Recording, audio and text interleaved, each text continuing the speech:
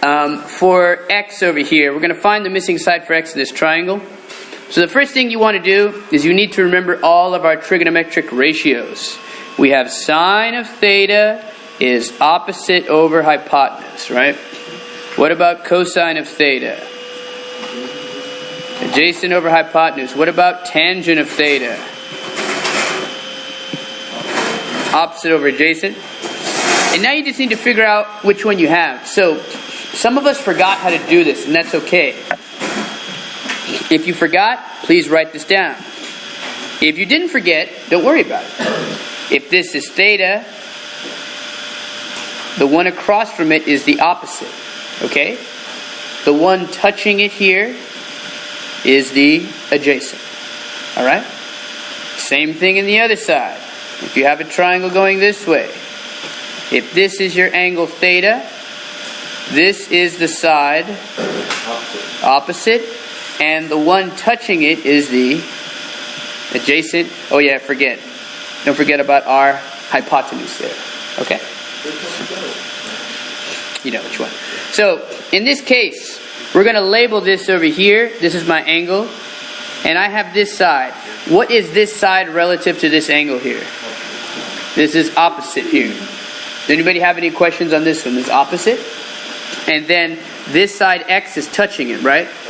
So this is what? Adjacent. So which one am I going to use? I'm going to use tangent because I have an opposite and adjacent. Question? So how do you use hypotenuse? Hypotenuse is, how do we know that? Mario. Yeah, it's Laura, see here, it's across from the right. Also, it's the longest one, Laura. Okay? Yeah, that never changes. The only thing that, so the hypotenuse never changes. The angles, the opposite and adjacents do change depending upon if I want this angle or maybe this angle, Laura, then this would be adjacent and this one would be opposite of this angle here, right? Well, the one across from the angle. So we're going to use tangent here. And now we're going to read our solution here. Angelica, could you read where it says solution? So, which one are we going to use, Angelica? Let's circle tan. And then Celso, let's read this over here. Tangent. Opposite side and then adjacent side. Very good.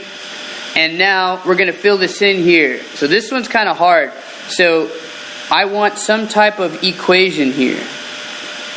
The equation's going to go here. Does anyone know what goes in here? It might be a little tricky. Does anyone know what's going to go in here? Carlos knows.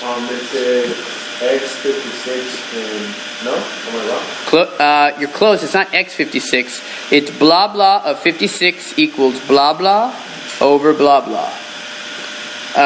Let's go ahead and go over here. Go ahead, Celso. Tangent of what? Equals what? Equals opposite over what? Adjacent. And what is opposite here? Is 12. And what is adjacent? X here. See? All I did, and I apologize, I ran out of room, so we're going to just go down here. We're going to make another little space for this guy here, okay? So we know that tangent of theta equals what? Opposite over adjacent, right? And what was my angle? 56. Then we put 56, so tan of what? 56 equals what? What is opposite here? 12 over what? X. Good. And then we proceed to solve this here. So we're going to go ahead and solve this one out right now. First you need your calculator, so everybody go ahead and take your calculator. But before you do so, we need to read our note here. Jonathan, could you read the note here, please, sir? He agrees. So everybody take your calculator now. Now, we know there's two measurements of an angle. There's radians and degrees, okay? So your calculator does both, so you need to change it. So what you do is you turn it on, and I'd like you to go to mode. Mode is the button next to the blue second button, okay? Very good. And if you go down, period 1 already changed most of these. But if you can see here, you need to be in the right mode. And degree should be highlighted. If it is not, hit enter on degrees, and then hit second, quit. And now we're going to find the tangent of what? We're going to go tangent of 56, and what do we get here? We're going to go ahead and round this over here. 1.4, we're going to round to the hundredths, okay? Well, normally, but we'll change it up for today. We'll do hundredths, okay? So we got, hundredths is 2 decimals, okay? So we got 1.48, cool? Equals what?